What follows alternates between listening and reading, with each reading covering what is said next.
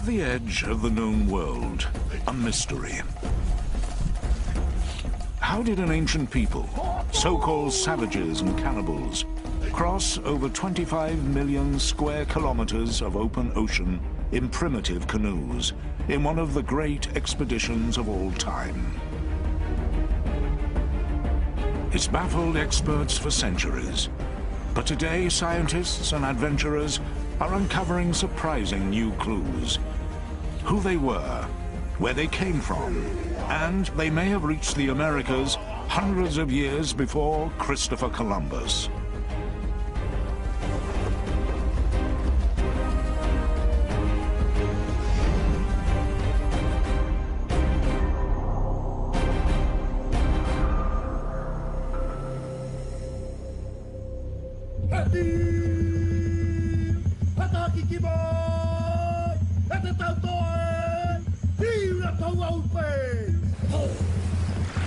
A race of explorers. They conquered the Pacific long before the Europeans. Then, all traces of them and their homeland seemed to disappear. Until now. Who were these people? What happened to them? And what was their secret? Easter Island, a tiny speck in the Pacific, thousands of kilometers from anywhere. This famed island, known as Rapa Nui, is home to the mysterious statues. But the greatest mystery is the people themselves. How did they get here? Two young researchers are determined to answer that question. We're trying to find answers to a large controversy about where the people on Easter Island originate from. Who were the first people to live here? And how did they locate and settle in one of the most remote places on Earth, over 1,000 years ago? By using DNA research, we hope to be able to uncover some of the mysteries that surrounds this island.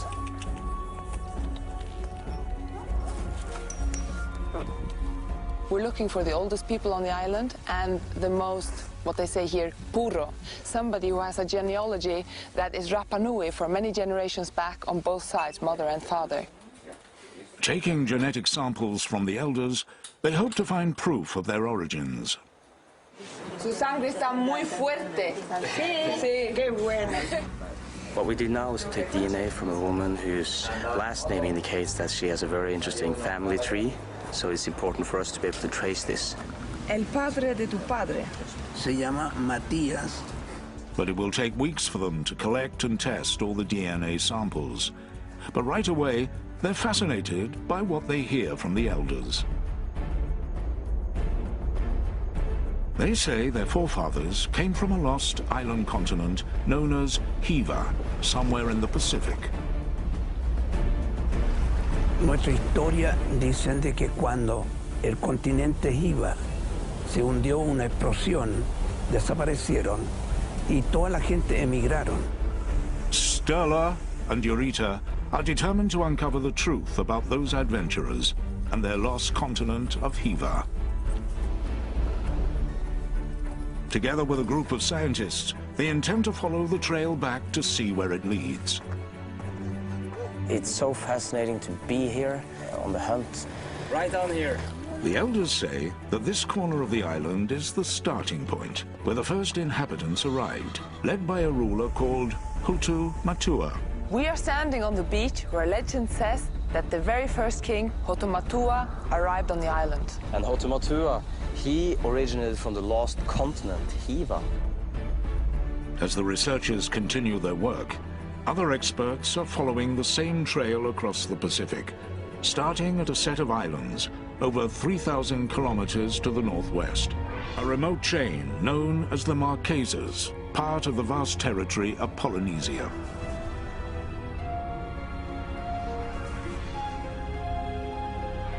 Like Easter Island, much of the Marquesan past remains a mystery. Start in this corner, bring this down to 50, and then clean it clear across. Okay. Dr. Barry Rowlett has been working here for the past 20 years. determined to find evidence of the lost Polynesian homeland. On va continuer là. Who were the ancient people who lived here? Could they have colonized the vast Pacific? We're digging through the top deposit in order to get down to the richer cultural deposit, which has all of the artifacts left by the people who once lived here. He and his team are excavating a remarkable coastal site, one of the oldest in East Polynesia, finding clues that date back over 1,000 years. Something made out of iron. Clues that just may shed light on the Easter Islanders and the Polynesian shrouded past. Hey, Hio, c'est quoi ça? Roller believes that the ancient clan that lived here did colonize the vast Pacific. This is really nice. Middle to late 19th century. And evidence like this bone ornament is helping him make the case. This one's going in the museum. But his theory goes against everything experts believed for years. The first reports from European travelers in the 1700s spoke of lush green islands with a dark side. A land of tattooed cannibals, primitives who carried the skulls of their enemies as trophies.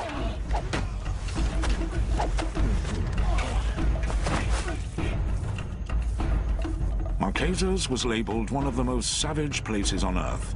Its people, simple barbarians.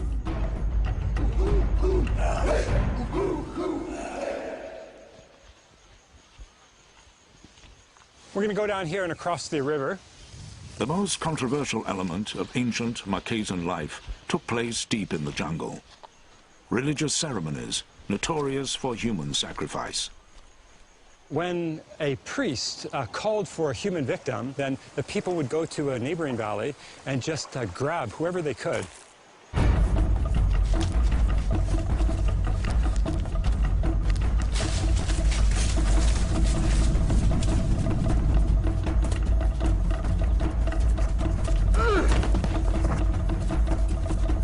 These were offerings, brutal and highly ritualized, known to all the clansmen here.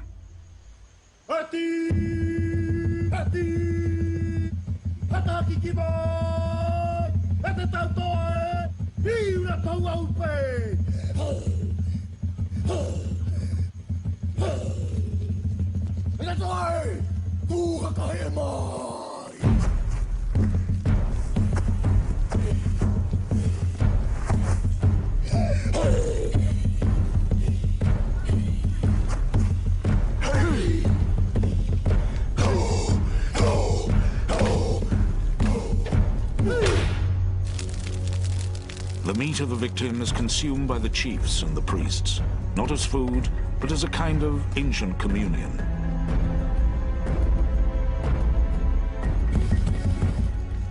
It was not cannibalism to feed the population. It was in a highly ceremonial and religious context. It's no wonder early explorers saw the Marquesans as savages.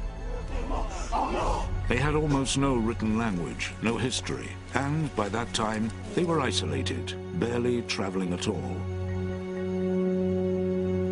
But Dr. Rowlett is finding clues that the Marquesans' ancestors were more sophisticated, more civilized than anyone imagined. We're going to cross the river here. Centuries of thick jungle growth hide the secrets of that civilization. Joseph, on va débrousser un peu.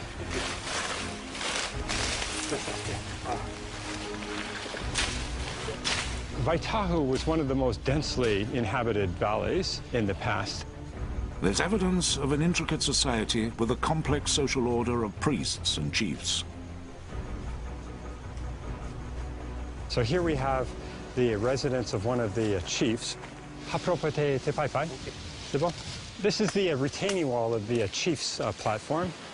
Look at the size of the boulders in the base of the wall. I'm 6 foot. This wall must be a good 8 feet tall.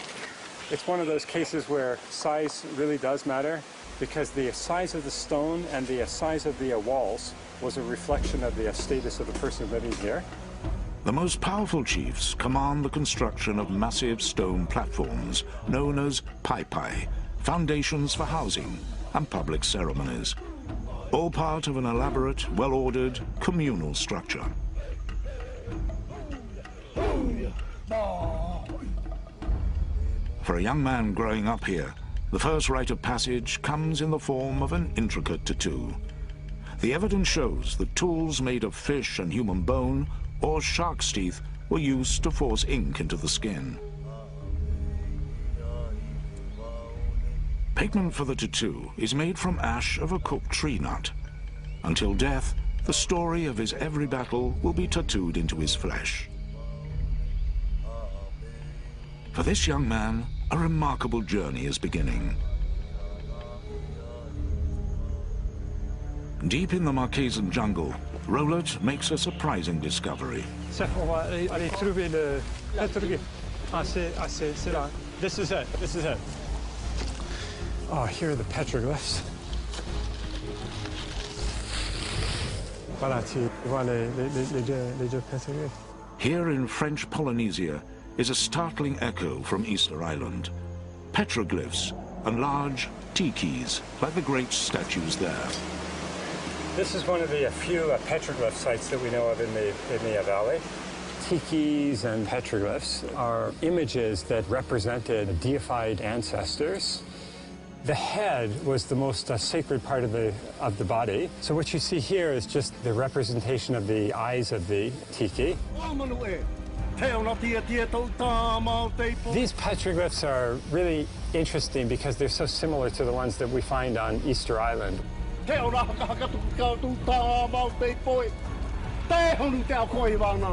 Other than Easter Island, the Marquesas are one of the only few places on Earth where you'll find this kind of giant tiki. It's an intriguing link, the first hint of a Polynesian homeland, but the hunt for proof is just the beginning.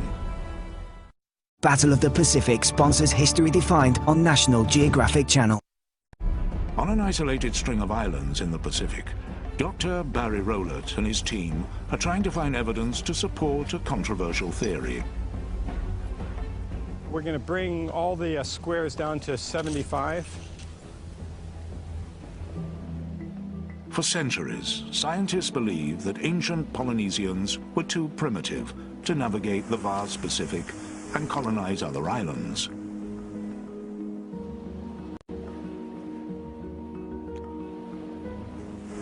Earlier scientists and archaeologists believed that it was very difficult to travel across the ocean, and so that once Polynesians reached islands such as the Marquesas, people were isolated with no further voyaging.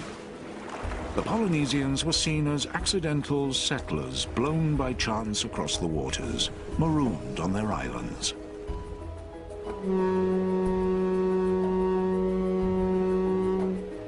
But Rowlett believes they were much more sophisticated. We're going to call this layer C because it's starting to get darker there, we can see already. That they intentionally made long round-trip journeys for trade and colonization. We're looking for archaeological evidence of inter-island voyaging and exchange.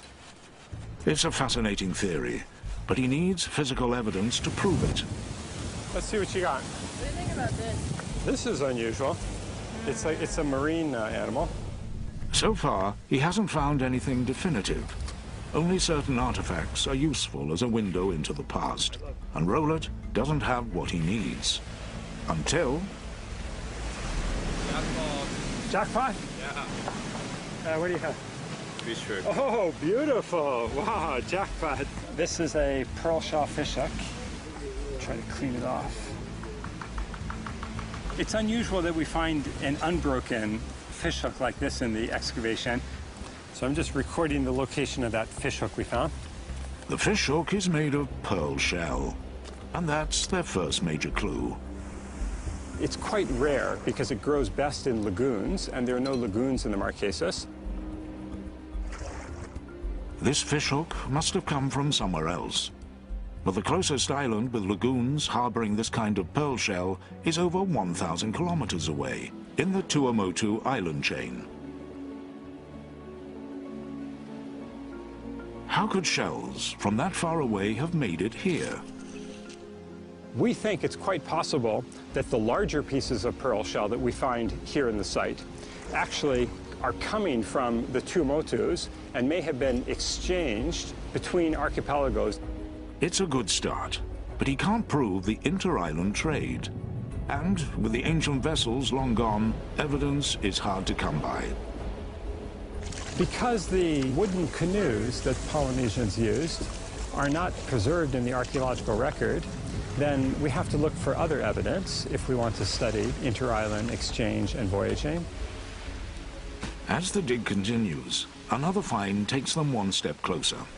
A kind of ancient blade, a cutting tool known as an adze. It was the most important tool in ancient Polynesia. We're especially interested in the stone adzes. This is an incredible one. Adzes were the basic woodworking tools for Polynesians. It's unusual to find one that is so large. This weighs at least 10 pounds. Rowlett has been finding something unexpected about these adzes. We found that in the deepest deposits of this site, more than half of the adzes are made of stone that was brought to Tahawata. The stone used to make these tools does not exist on this island. Like the fishhook, it must have come from somewhere else. And in this case, they have an idea where. If they can prove it, it'll be solid evidence of long-distance trade voyages. Rowlett has enlisted volcanologist Dr. John Sinton to join his search. Our goal was to try to find the actual quarry where the rocks were being produced. Others before them have attempted to locate the quarry, but failed. Rowlett and Sinton charter a helicopter for the distant island of Aao. Remote, uninhabited, Aao is hundreds of kilometers from Rowlett's dig site. But they believe the stone found here might be a match for their adzes. On a bright morning, the helicopter pilot drops them off on the distant island. We jumped out of the helicopter. He took off and told us he would be back in 5 days. Rowlett and Sinton head deep into the wild, tangled forest of Aao. They have food and water for just 5 days. Aao is known as an island of ill fortune, inhabited by the spirits of the ancient people. After 4 days of hunting, they've got nothing, and they're exhausted. Searching, running up and down the ridges across the plateau, searching everywhere for the quarry. No drinking water, no water to wash with. We were absolutely dirty and stinking by that time. For 3 days, they'd had no luck at all. The day before we were supposed to be picked up by the helicopter, we were bushwhacking across a small ravine, and that's where we found the workshops for chipping the adzes. This may be the breakthrough they've been looking for, the stone source for the ancient tools. When we started to dig through the piles of flake, we realized there was nothing but stone debitage from hundreds of years of chipping away to manufacture these adzes. They look like the right kind of stone fragments, but they have to prove it's a match. Rowlett and Sinton take samples back to the lab to test their theory. This rock comes from the island of Aao in the Marquesas. We recognize this rock as what archaeologists call core, that is the primary source rock from which adzes could be fabricated. Dr. Sinton compares the source rock brought back from Aao with Rowlett's adzes. He needs to heat the rock into a molten form to analyze its chemical composition. Chemical composition is like the fingerprint of the sample. When people find artifacts elsewhere in the world, if they have this identical chemical composition, most likely the sample really did come from Aao.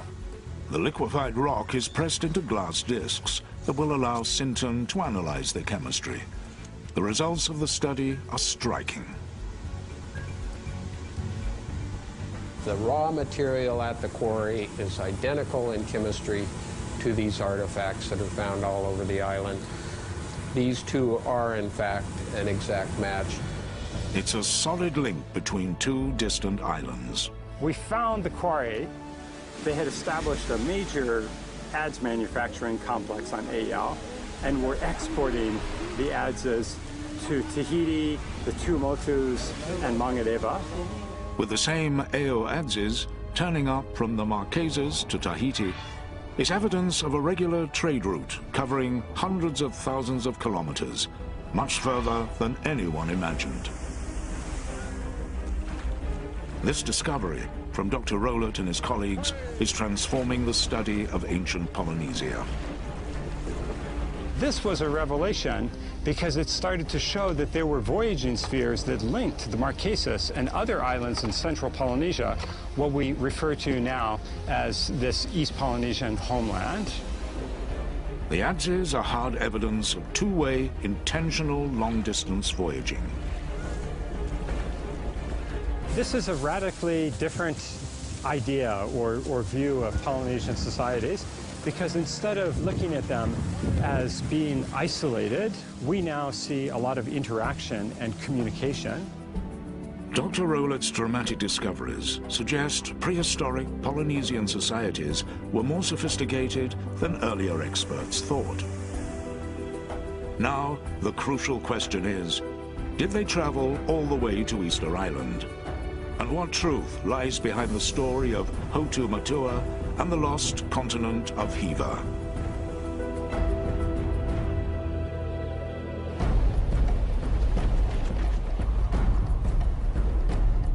On Easter Island, the elders are positive their forefathers came from an ancient homeland called Hiva. To them, the facts are clear. Hiva is described as a land of green and jagged cliffs, ruled by tattooed warriors and fierce clans. Conflicts erupt, and rival clans go to war.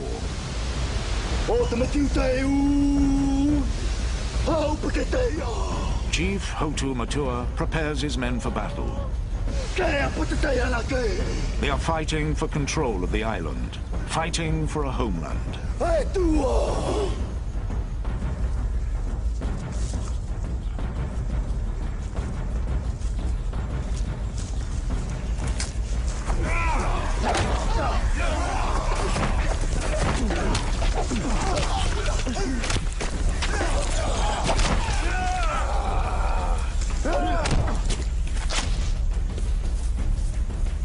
Chief Hotu Matua and his men lose a decisive battle. Defeated, they must flee.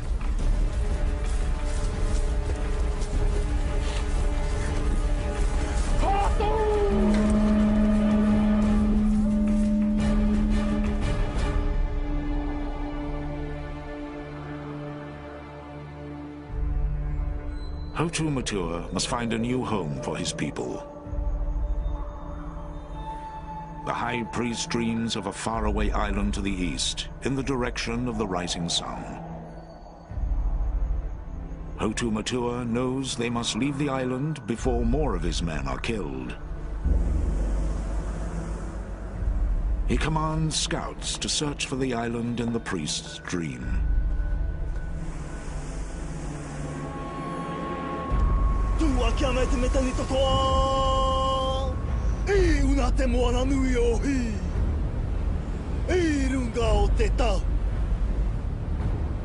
That's the Easter Islanders' story.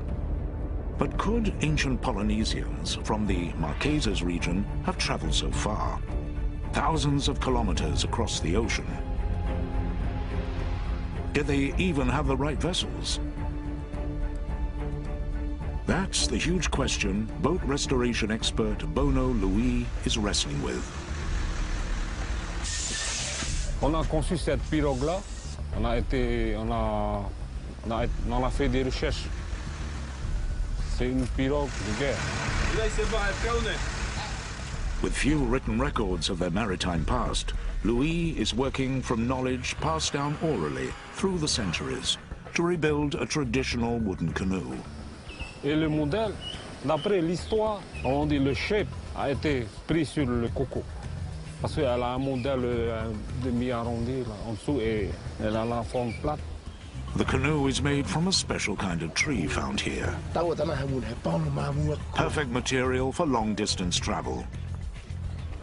D'après l'histoire, les anciens, ils prennent plutôt le bois de... C'est un bois qui est léger et résistant à la mer. Bono Louis grew up here, over 3,000 kilometers from Easter Island. But remarkably, he has heard the very same stories as those islanders. Stories of a defeated tribe that set off on an epic journey. D'après l'histoire, avant ici, c'est un clan qui est obligé de partir parce qu'il y a la mort derrière. Il n'y a pas d'autre possibilité de s'enfuir avec une pirogue pour partir. Et ça leur donne du courage pour découvrir les îles, les autres îles là, on peut habiter. They load up in preparation. The final piece of cargo, a sacred stone from Hiva, on the voyage to their new homeland. And so Hotu Matua and his people begin an epic journey. A voyage that could take them across thousands of kilometers of open ocean. They will battle stormy weather, rough seas, and blazing hot sun as they venture into the unknown.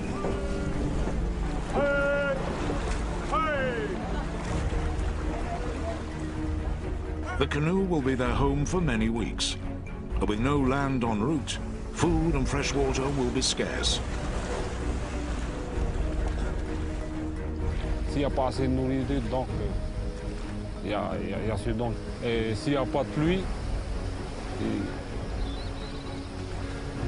il y a danger. All they have are a few coconuts and whatever fish they can catch. Ils pêchent souvent des requins.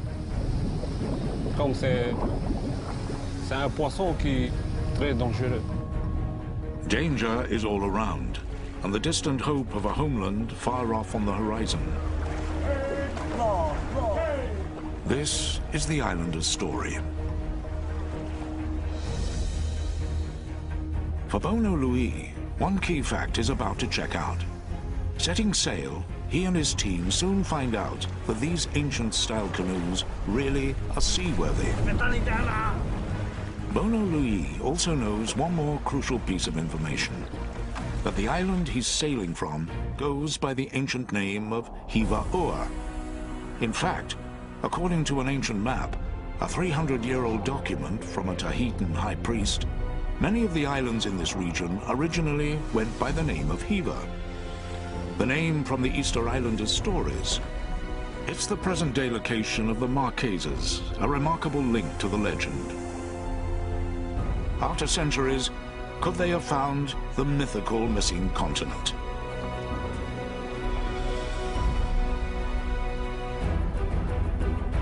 It's clear that the ancient Polynesians sailed the South Seas, but the Pacific Ocean covers 1/3 of the Earth's surface. Could they really have undertaken long-distance journeys, like the amazing voyage to Easter Island? Many historians and scientists assumed that Polynesians crossed the ocean largely by accident, being blown off course. For a long time, the ancient Polynesians were considered too primitive to intentionally voyage to distant locations. But one clue shows that they may well have. It's a kind of ocean map known as a stick chart. Thin pieces of coconut fronds are tied together to represent ocean currents. Small shells attached to the frame show the location of land. It's a chart of islands visited, all part of the evidence that led Barry Rowlett to believe the ancient Polynesians traveled far across the Pacific, with a plan to colonize the islands they found. Our new theory is that the discovery and settlement of Polynesia was a systematic and intentional process and not at all accidental. Previously, experts believed this long-distance voyage across the Pacific would have been impossible for two main reasons. Firstly, the wind. A trip to Easter Island would have taken them towards the rising sun, from west to east. But across the Pacific, the winds in the tropics blow in the opposite direction, from east to west, along the equator. These are the trade winds, and many thought they'd make a trip east impossible. But Rowlett has noticed something in these islands. At certain times of year, these winds actually shift. Today is an unusual day. Normally the wind comes from the mountains. Today the wind is blowing from the ocean, from the west. Some of the earlier researchers just looked at the prevailing winds and they didn't take into account the seasonal changes. These changing winds are called the westerlies. Any ancient sailor would have known about them. The westerly winds then will come and go. Polynesians would wait for them to come in order to sail to some place that would otherwise be difficult to get to. This would allow a canoe, like Hotu Matua's, to sail east with the wind at their backs. But there was still a second major obstacle: navigation. How did they pinpoint land in an immense ocean without a compass or any other tool? Nainoa Thompson and the Polynesian Voyaging Society are working to find answers. I really believe navigation, it's at the core of who we are as people. Here it comes. They intend to prove their ancestors were able to sail on epic two-way journeys across the Pacific. Open the main. Nice and easy, nice and easy. And that they have the navigation skills to do it. Let's turn it. Come on. Thompson is a master navigator. And then we're going to start to uni the canoe that way. He trained with one of the few people on Earth who knew the secrets of how the ancients once steered by the stars. Micronesian navigator Mau Pialu learned this craft through oral traditions, passed down from generation to generation, over 3,000 years. Everything you see on this canoe that we do today, fundamentally, it all came from Mau. How did the ancients find their way across the vast Pacific? And in a culture with no writing, how were routes and directions passed on?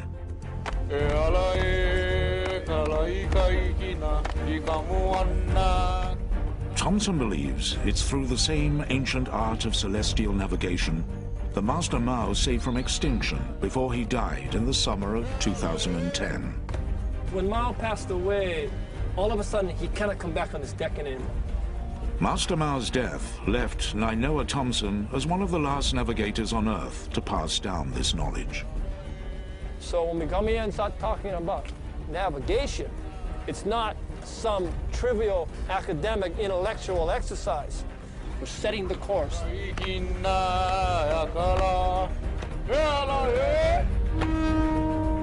Now Nainoa Thompson just needs to prove that this ancient knowledge would have allowed their ancestors to cross thousands of kilometers of open water to find their way to Easter Island. In the middle of the Pacific, the Polynesian Voyaging Society is trying to demonstrate that their ancestors could navigate vast stretches of open ocean, long before the compass was even invented. Why don't we go skip the sails up?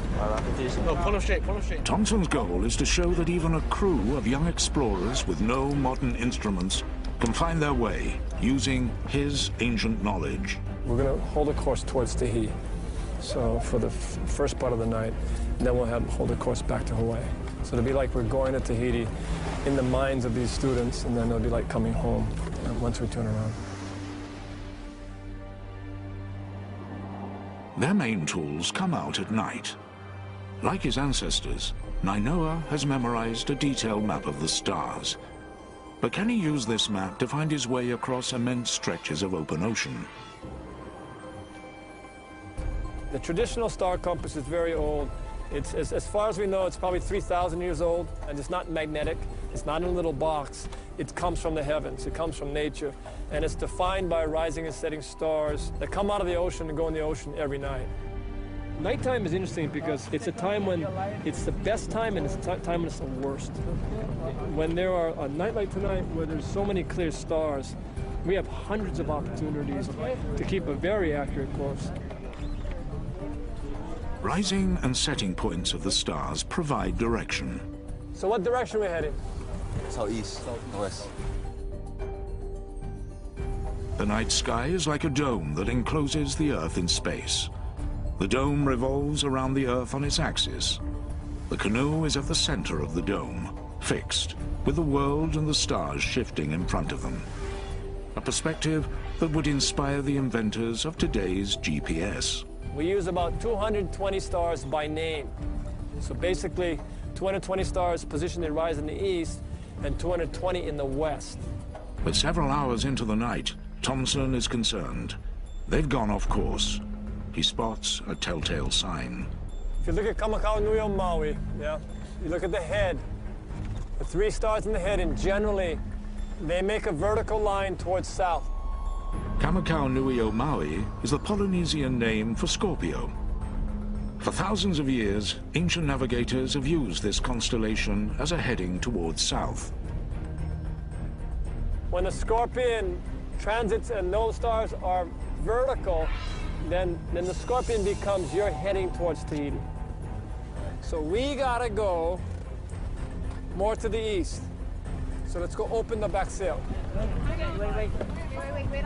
We open the back sail to actually help steer us towards farther into the wind. So in this particular course, it'll take us more into the east.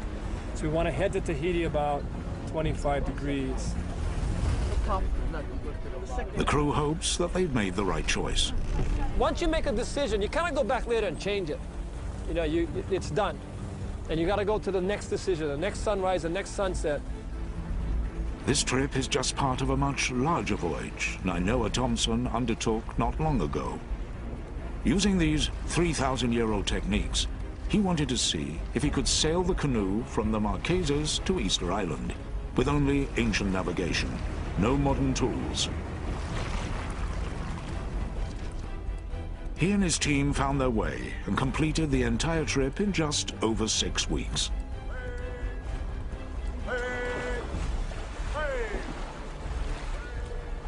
Thomson's journey was the evidence researchers had been looking for. The proof that Hotu Matua could well have traveled from Hiva to Easter Island. That his journey may well have been much more than just a legend. I cannot honestly say that Hotu Matua was with us the whole way. He was navigating us the whole way. But I do know that for us, he was constantly on our mind. His essence, you know, what he had accomplished, what he stood for, was certainly something that strengthened us as sailors on this voyage and gave us a sense of much more privilege to be there. My ancestors were exploring this ocean world, crossing much more miles and millions of square miles of ocean than anybody other culture in the world. So we are relearning how intelligent, how strong, how courageous, and how capable our ancestors were. And that sense of pride in who we were give us a sense of pride in who we are today. The discovery of Easter Island by ancient Polynesians is one of the great feats of exploration in human history. But some scientists now believe that it may have been just the beginning. Is it possible these ancient Polynesians came to the Americas hundreds of years before Columbus? On the hunt to retrace the voyages of the first Polynesians, the pieces are beginning to come together. These ancient travelers did have the tools and the knowledge to colonize the Pacific. But is there evidence to show they went all the way to Easter Island and beyond? The one real proof will be the blood of the Easter Islanders themselves. Back on Easter Island, the DNA research is just coming in, the final piece of the puzzle. We've managed to get 21 blood samples here on Easter Island from elders, so it'll be extremely exciting to see how they turn out. Their goal is to determine where the people of Easter Island originated from and how far their ancestors might have voyaged.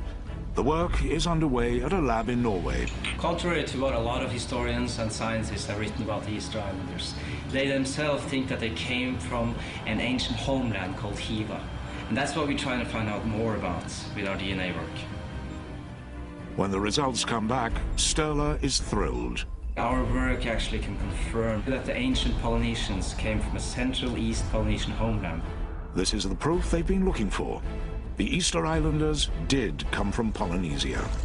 Hoto Matua, or one of his countrymen, did make the long voyage across the ocean.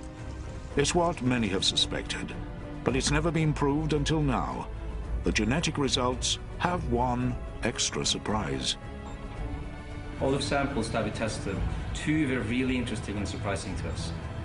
These two have some South American DNA deep inside their genetic history.